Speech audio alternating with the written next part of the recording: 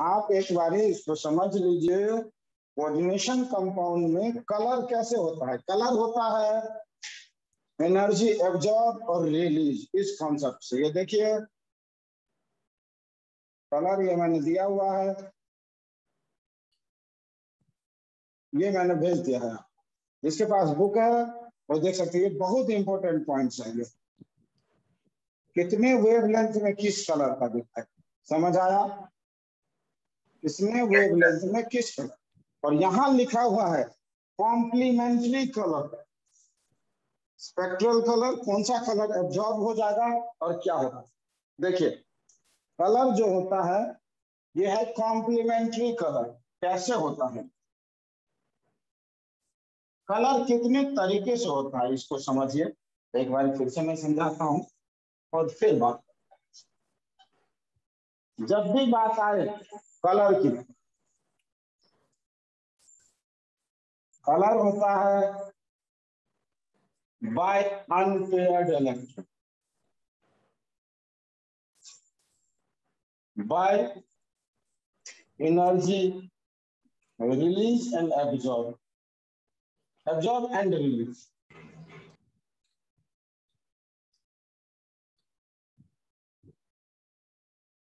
तीसरा है by charge, चौथा है बाय लिगेंड्स, पांचवा है bye reflection by spectrum, by splitting of white light, by splitting of white light, जो स्पेक्ट्रम होगा। पांचवा होगा कॉम्प्लीमेंट्री कलर,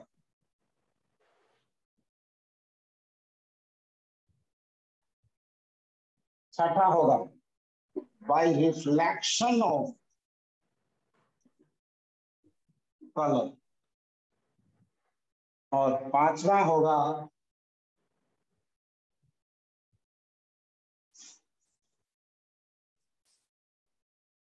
बाय सॉल्यूशन। इतने सारे पॉइंट्स है कलर में। अगला है by D transition and by F transition. ये सब सारे कलर होने हैं। तो यहां पर हमको जो आएगा ये by ligands and by complementary colour, ये दो चीज का हमारा पॉइंट्स। यहां भी होगा एनर्जी एब्जॉर्ब और एनर्जी रिलीज। इलेक्ट्रॉन हमारे पास दो सेट है, तो इलेक्ट्रॉन यहां से यहां होता है और फिर यहां से वापस आता है। ये डी ट्रांजिशन या एफ ट्रांजिशन वाला यही कॉन्सेप्ट पढ़ा चुका हूं। कॉम्प्लीमेंट्री कलर क्या होता है इसको मैं बात करता हूं। हमारे पास जो ये है, यदि रेड एब्जॉर्ब हो जाएगा, यदि रेड एब्जॉर्ब हो जाएगा तो कैसा कलर दिखाएगा?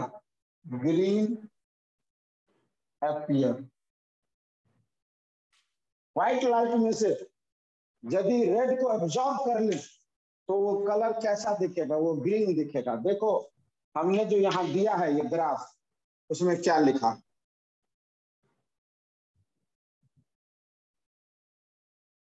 देखो क्या दिख रहा है?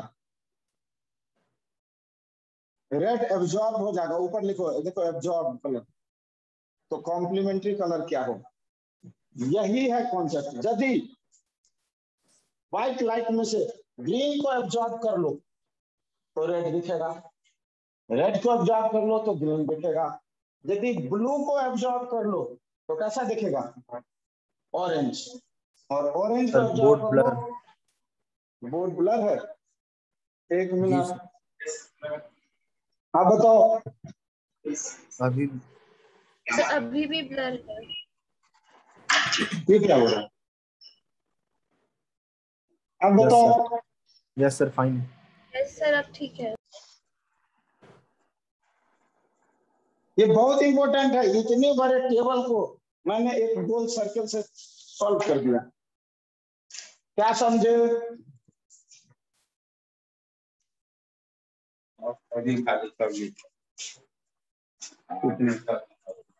सर अगर पर्पल ऑब्जर्व हो तो उसमें जितने का ऑप्शन है उतने हम कर सकते हैं, बाकी के लिए फिर अलग।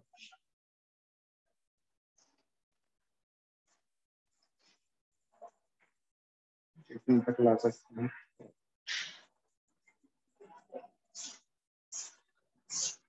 हाँ, पर्पल उसमें है नहीं तो पर्पल का अभी ऑप्शन नहीं आएगा। येलो जब आ जाए तो वायलेट वायलेट हो, तो ये बना लेंगे आप या नहीं बना पाएंगे? कॉम्प्लीमेंट्री कलर इसमें पर्पल दिया ही नहीं है, नहीं इसलिए कहाँ दिया?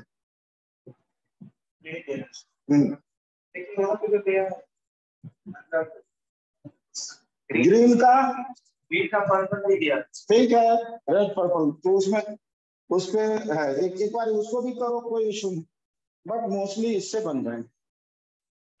समझ आया? तो ये कलर का फंडा है, कभी कभी पूछता है ये क्वेश्चन। अगला पॉइंट करें, अगला पॉइंट करें। क्या इसमें कोई डाउट है? अगला लिखिए, अगला लिखिए, factors affecting stability of complexes. जो कोऑर्डिनेशन कंपाउंड्स हैं उसके स्टेबिलिटी को कौन कौन से फैक्टर हैं जो अफेक्टेड करते हैं। ये खत्म हो रहा है क्लास, ज्यादा है नहीं इसमें बचा हुआ।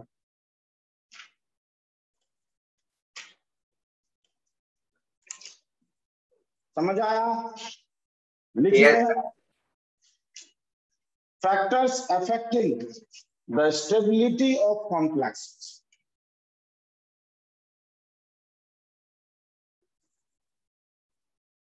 अब हम पूरा कॉम्प्लेक्स की बात करें, अभी तक CFSA वैल्यू की बात करें।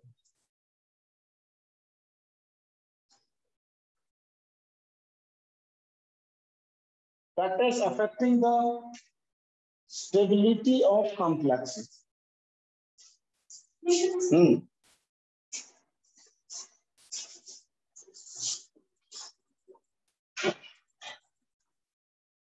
कौन कौन से फैक्टर्स हैं जो कॉम्प्लेक्स की स्टेबिलिटी को डिपेंड करते हैं?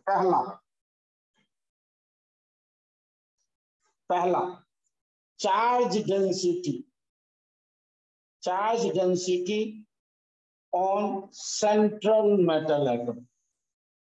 जो सेंट्रल मेटल एटम है या आयन है उस पे कितनी चार्ज डेंसिटी, मतलब कितना चार्ज है, कितनी चार्ज डेंसिटी है, मतलब कितना चार्ज है।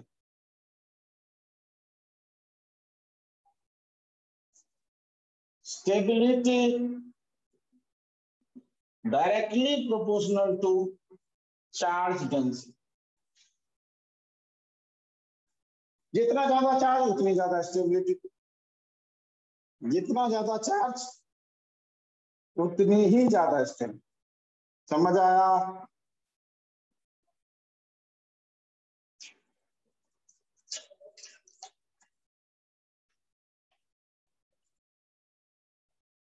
दूसरा factor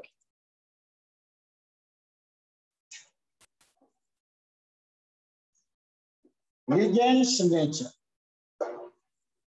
ligands nature.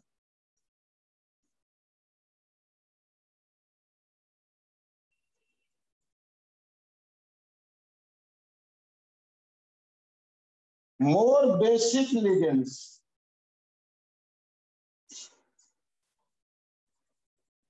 more stable।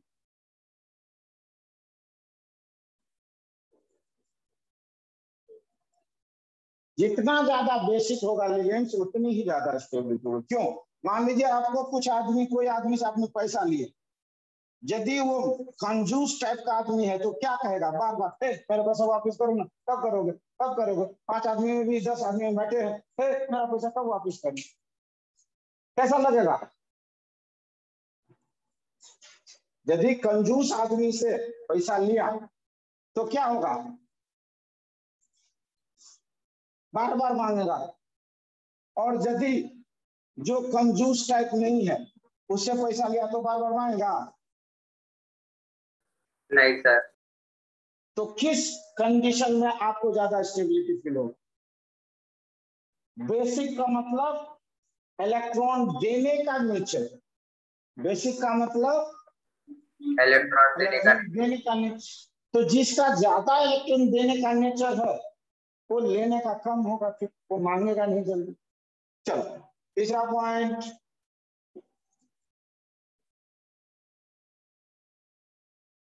Oxidation state of metal. Oxidation state of metal ये एक्चुअली पहले से ही रिलेटेड है। जितना ज्यादा ऑक्सीडेशन स्टेट उतनी ही ज्यादा stability. Stability proportional to oxidation state. लेकिन इस दोनों में फर्क क्या है, ये दोनों एक ही चीज लग रहा है। ऑक्सीडेशन स्टेट ज्यादा तो चार्ज डेंसिटी ज्यादा, लेकिन कोई हमेशा नहीं होगा। जैसे देखो एक छोटा वाला एटम है उसका ऑक्सीडेशन स्टेट +2 और एक बड़ा वाला एटम है उसका स्टेट +3 है। चार्ज डेंसिटी किससे ज्यादा होगा, +2 समझे। लेकिन ऑक्सीडेशन स्टेट पे इसका ज्यादा है, तो ये गलत हो गया। ये दोनों कॉन्सेप्ट, ये कॉन्सेप्ट ये और ये सेम है, ये गलत है। समझ आया। तो इसीलिए जब चार्ज डेंसिटी की बात करेंगे तो यहाँ साइज की भी बात, समझ आया। जब चार्ज डेंसिटी की बात करेंगे तो ये साइज पे चला, लेकिन यहाँ ऑक्सीडेशन स्टेट की बात करेंगे तो भी ये साइज पे जाएगा। चार्ज डेंसिटी जब निकालना है, समझ आया। Yes sir. दोनों को हम एक साथ कंबाइन नहीं कर सकते, दोनों अलग अलग चीजें। तो राइट लिखो एग्जाम्पल वही पहले लिखाया था, इसीलिए वो सेम मेटल की बात कर रहे हैं।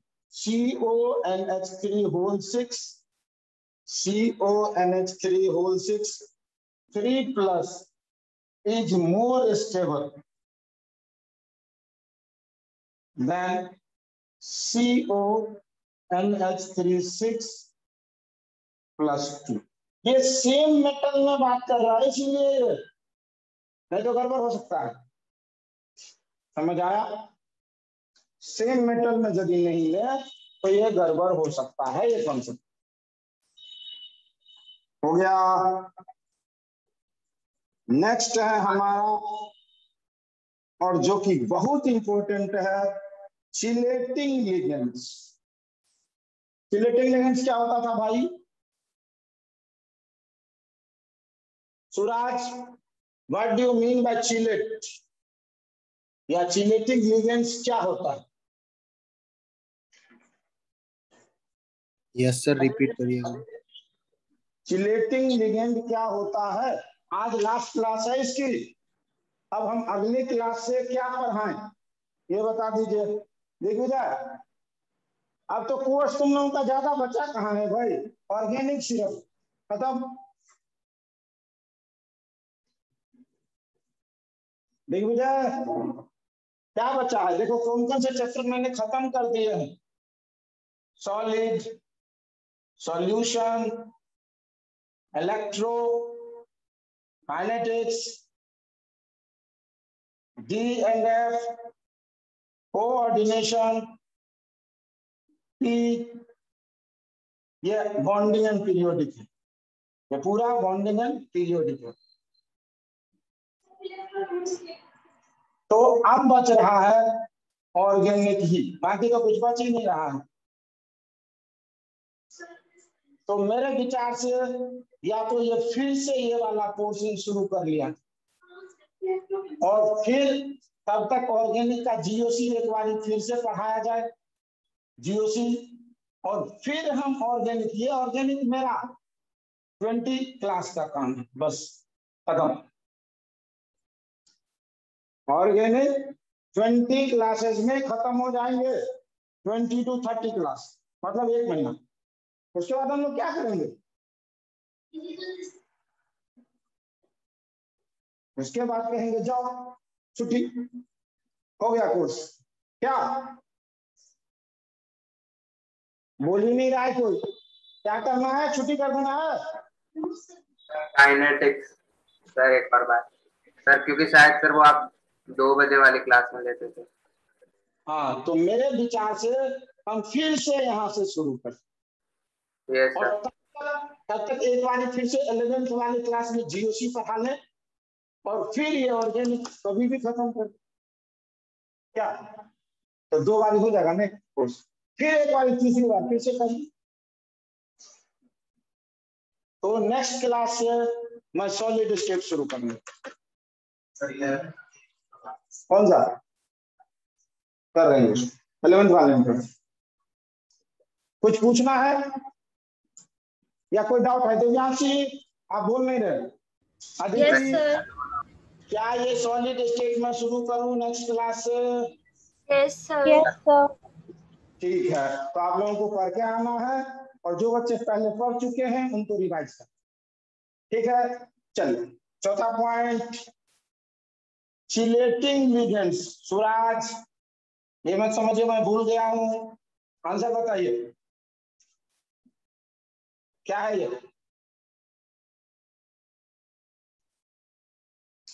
चलो नहीं आया सूरज को, कौन बता सकता है भाई? आदित्य आपको आता है? देवयांशी यस सर। बताइए बताइए क्या है? सर चिलेटिंग लिगेंड सर वो लिगेंड होते हैं जो कि sir mostly central metal ion से जुड़े हुए होते हैं सर। वो ऐसे बॉन्ड से जुड़े हुए होते सर, वो बॉन्ड से जुड़े हुए होते हैं जो कि 2 या 2 से ज्यादा डोनर एटम से लिए गए होते हैं। इसका सीधा सीधा आंसर है चिलेट मीन्स रिंग, जो रिंग बनाते हैं। सही कहा है आपने कि 2 डोनर होंगे तो ये रिंग बना लेंगे। Yes sir. आपने लेकिन ये बात नहीं कही। चिलेटिंग लिगेंड्स वो होते हैं जो रिंग बनाते हैं। कोई एग्जांपल दीजिए ना, याद ही नहीं आ रहा है कौन सा होगा चिलेटिंग लिगेंड का example? NH2 CH2 NH2 NH2 CH2 CH2 और सर CH2 इथाइलिन डायमीन। ठीक है, EN सीधा सीधा बोल दीजिए EN। ठीक है, यस सर। तो ये सर EN है। ऑक्सीलेट। हाँ ठीक है बोलिए इथाइल बोलिए, सही है। इथाइलिन डाइमाइन सर ऐसे। जी हाँ, ये है EN, इथाइलिन डायमीन। और एक ऑक्जेलेट कह रहे थे कुछ देवयांशी, क्या ऑक्जेलेट? ऑक्जेलेट पता क्या है? वो बच्चा कह रहा है कुछ ऑक्जेलेट क्या है? क्योंकि वो क्या दिन 2 सर माइनस ग्लाइसिन। 2 माइनस, ठीक है। ये लोग कह रहे हैं ऑक्जेलेट का C2O4 2 माइनस। क्या ये ठीक है इन लोगों का? इन लोगों का ठीक है या गलत करना है इनका? देवयांशी, इन्होंने ऑक्जेलेट आयन का ये फॉर्मूला दिया है, गलत कर दे इसका या क्या करें? सर मैं बताऊं? सर सही है। सही सर है तो गलत कर। हाँ सर सही है। सही है, तब तो कैसे गलत करें? ठीक है, सही है तो सही है। कोई doubt? No Suraj, sir. Chelating no ligand sir. समझ आया? Yes sir. ठीक है, Yes, तो sir. ये वाला पॉइंट भी हमारा खत्म। चिलेटिंग लिगेंड जो है वो स्टेबिलिटी क्रिएट, चिलेटिंग लिगेंड क्या है? Stability Ring. क्रिएट। जी हाँ, और एक है ये वही है, ये बकवास, ये गलत है। मैक्रोसाइक्लिक इफेक्ट ये कहा गया, अरे हाँ लिखो यार, ये बहुत इंपॉर्टेंट है, एक बार ये सवाल आ गया। पांचवा, मैक्रोसाइक्लिक इफेक्ट। एक बारी मुझे शायद पता नहीं किसी टीचर ने ही पूछा, अच्छा बताइए तो आप, मैंने उनको सवाल पूछा ना तो वो गुस्सा गए, उनको नहीं आया, बोला अच्छा मेरे सवाल का जवाब दो। ये मैक्रोसाइक्लिक इफेक्ट क्या होता है? ये मुझे ही पूछ दिया टेस्ट में।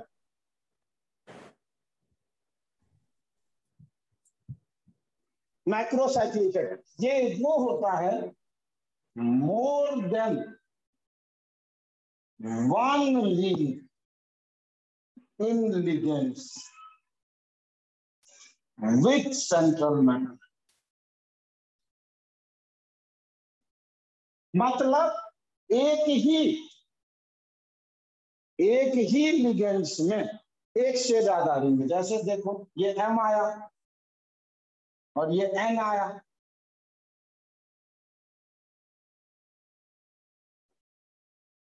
ये आ गया। अब एक ये डोनर है, फिर एक ये डोनर है, इस तरह बन जाए, और फिर तो एक ही रिंग में, अरे यार गलत हो रहा है, ये आया,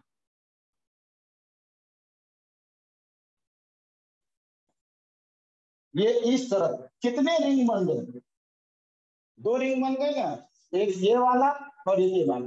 तो एक ही लिगेंड से यदि एक से ज्यादा रिंग बन जाए, cyclic ligands which form two or more rings with central metal atom, then it is called microcyclic. ये बहुत इंपॉर्टेंट पॉइंट है, एक बार क्वेश्चन में, तो इसको लीजिए। समझ आया? खत्म पॉइंट।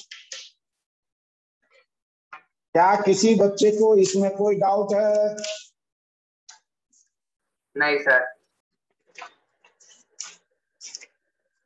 जैसे देखो क्लोरोफिल का स्ट्रक्चर बताता हूं, देखो इसके अंदर कितने लिगेंड्स हैं।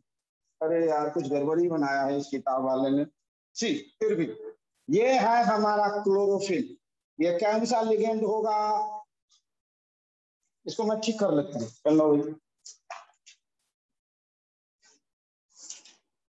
आप बनाने वाले कभी पढ़ते ही नहीं इसको कि क्या गड़बड़ है, क्या चीजें हैं। देखो आप, ये देखो क्लोरोफिल का स्ट्रक्चर, ये कैसा लिगेंड है? कितने रिंग है एक ही लिगेंड में? देखो बहुत भाई ज्यादा। स्ट्रक्चर ऑफ क्लोरोफिल, ये कैसा होगा? चिलेटिंग होगा या मैक्रोसाइक्लिक? मैक्रोसाइक्लिक। जी हाँ। Microcyclic. उसी तरह दूसरा देखिए, पोरफायरिन, देखिए यहाँ देखिए कैसा है? मैक्रोसाइक्लिक। जी हाँ, तो ये इंपॉर्टेंट है। हीमोग्लोबिन हमारे ब्लड में भी यही होता है यार, ये ब्लड का है। ब्लड के अंदर जो एक बीच का सेंट्रल है, आयरन देखते हैं ब्लड में क्या होता है सेंट्रल में? आयरन। हीम। जो हीमोग्लोबिन के अंदर हीम है वो यही आयरन है। इसका ऑक्सीडेशन स्टेट क्या होता है? नीचे लिखा है 2+। जी हाँ, ये क्वेश्चन मेडिकल में बार बार आता है। समझ आया? Yes sir. तो मैक्रोसाइक्लिक इफेक्ट पता चला, ठीक है। अब आगे करो, मेटल कार्बोनाइड, लास्ट पॉइंट चल रहा है हमारा लास्ट पॉइंट चल रहा है। उसके अंदर सैंडविच वाले भी कंपाउंड आएंगे और भी आएंगे, तो हम लास्ट करते हैं कार्बोनाइल कंपाउंड्स।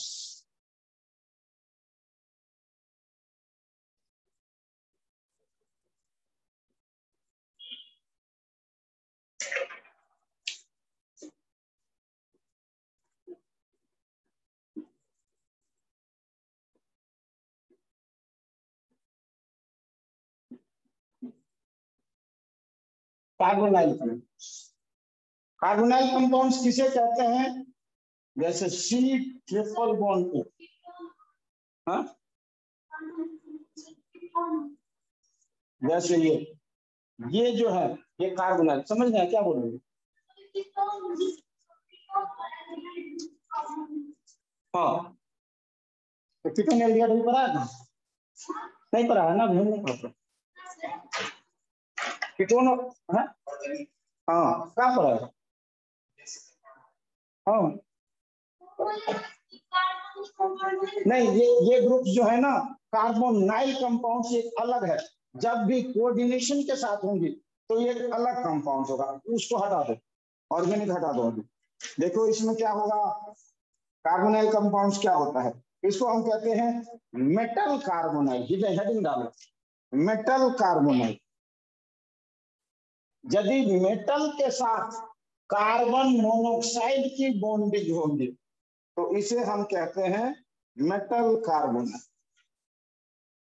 मेटल कार्बोनाइल का बॉन्डिंग कैसे होता है ये देखो, मेटल ये D orbital, carbon triple bond oxygen. अब इसके एंटी बॉन्डिंग प्लस प्लस और ये प्लस ये माइनस माइनस माइनस। तो एंटी बॉन्डिंग में जब ये बॉन्डिंग हो जाएगा, ये एक चीज याद रखिए, वीवीटी नहीं है तो वैलेंसी भूल जाना, फॉरगेट इट।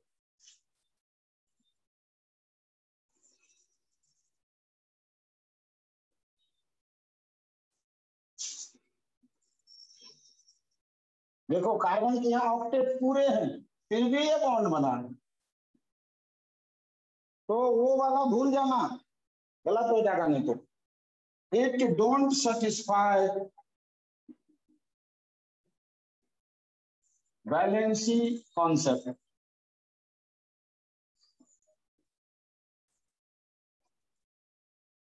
इस बॉन्ड को क्या कहते हैं मालूम है? Synergic bond. लिखो, इस बॉन्ड को क्या बोलते हैं? Synergic bond. ये एंटी बॉन्डिंग से बॉन्डिंग होता है। देखो मेटल का लिया, ये कार्बोनाइल लिया, ये कंपाउंड, इसको हम बोलते हैं सिनर्जिक बॉन्ड, और ये एंटी बॉन्डिंग से ऑर्बिटल से बनता है। तो मेटल कार्बोनाइल्स हैं ये, समझ आया? Yes sir. ठीक है, अब हमारे पास कुछ और आ रहे हैं जिसको, इसका क्या यूज है ये सब सारा छोड़ो, लिविड ये भी हो गया, क्लोरोफिल हो गया, खत्म हो गया ये बुकलेट का खत्म। लेकिन मुझे एक दो और चीज पढ़ाने हैं क्योंकि ये बार बार आ रहे हैं, इसलिए मैंने आज बुक मंगवाई है। दूसरी देखो, इसके अंदर बहुत सारे कंपाउंड्स होते हैं, माइक्रोसाइक्लिक हो गया, एप्लीकेशन हो गया, डिटेक्शन हो गया, ये भी हो गया। हाँ, अब हम आते हैं कितने टाइप्स का कंपाउंड्स होता है। कोऑर्डिनेशन कंपाउंड्स जो होता है, कार्बोनाइल कंपाउंड्स जो होता है, ये बना दिया। अब ये कार्बोनाइल कंपाउंड्स कितने टाइप के होते हैं? ये 3 टाइप्स के। पूछेगा मेटल कार्बोनाइल कितने टाइप्स का होगा, जल्दी जल्दी करो, 5-7 मिनट के अंदर, टाइम भी नहीं बच रहा है। मेटल कार्बोनाइल्स जो होते हैं वो 3 तरह के होते हैं, sigma bonded complex, pi bonded complex, और both sigma and pi bonded complex. ये मेटल कार्बोनाइल 3 टाइप्स के हैं। पहला सिग्मा बॉन्डेड कॉम्प्लेक्स, दूसरा पाई बॉन्डेड कॉम्प्लेक्स, और तीसरा sigma and pi both bonded complex. क्या समझे?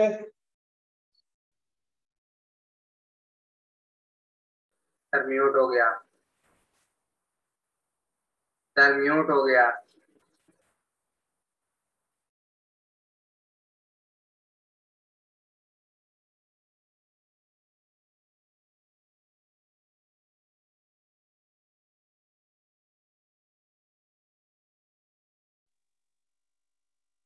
समझ आया? आवाज आ रही है नहीं आ रही है? सर नहीं आ रही थी बीच में। अच्छा ठीक है, वो हमारा फोन आ गया था। तो 3 तरह के कंपाउंड्स हैं। कौन से कंपाउंड? मेटल कार्बोनाइड। मैं इसका आपके पास ये किताब है नहीं, इसलिए मैं फोटो खींच के भेज रहा हूँ। और उसके अंदर एक सैंडविच कंपाउंड भी है। सैंडविच तो आप लोग जानते ही हैं कैसा होता है। और आप हाँ सैंडविच खाने वाला ही, केमिस्ट्री को सारा खाने वाला ही होता है।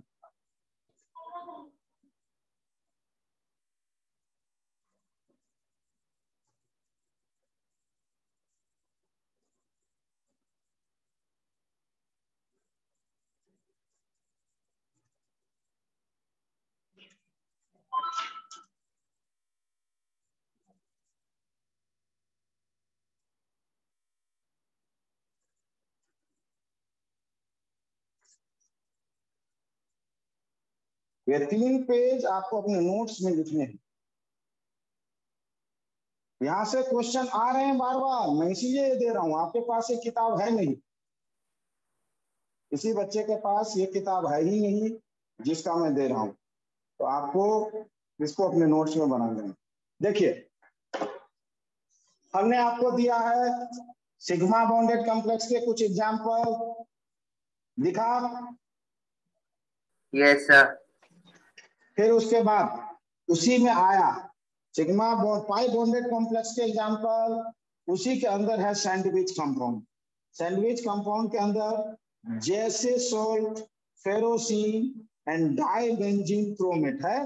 नीचे एक ब्रेड, ऊपर एक ब्रेड और बीच में कुछ चीजें दिया। सैंडविच बर्गर बना दिया। सैंडविच है या बर्गर है, जो भी समझो यार, इसको हम बोलते हैं सैंडविच कंपाउंड। समझ आया?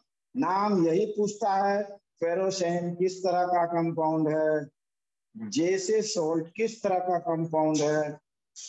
तो आपको किस तरह का लग रहा है ये?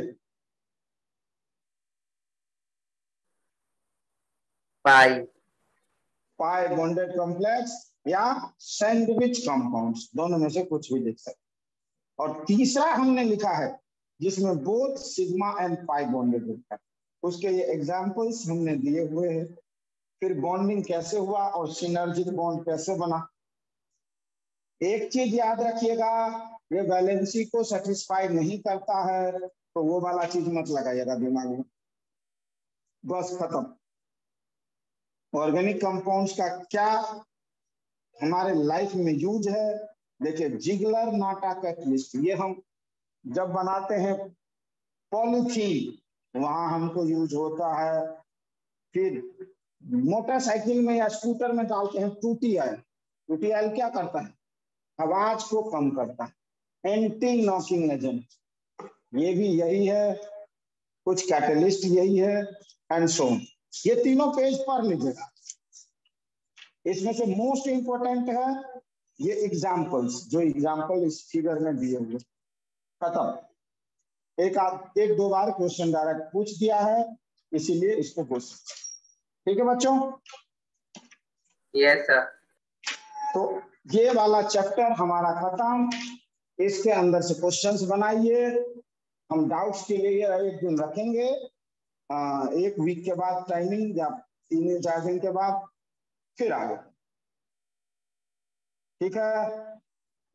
अब हम मंडे की क्लास से जो शुरू करेंगे तो होगा सॉलिड स्टेट। फिर से एक बार रिवाइज करेंगे। एक बार पढ़ा चुके हैं, जो न्यू बच्चे हैं उनके लिए फर्स्ट टाइम होगी, जो पुराने हैं उनके लिए सेकेंड टाइम होगी, रिवाइज हो जाएगी। ठीक है? Yes sir. ठीक है। आप लोगों को कुछ पूछना है देवयांशी?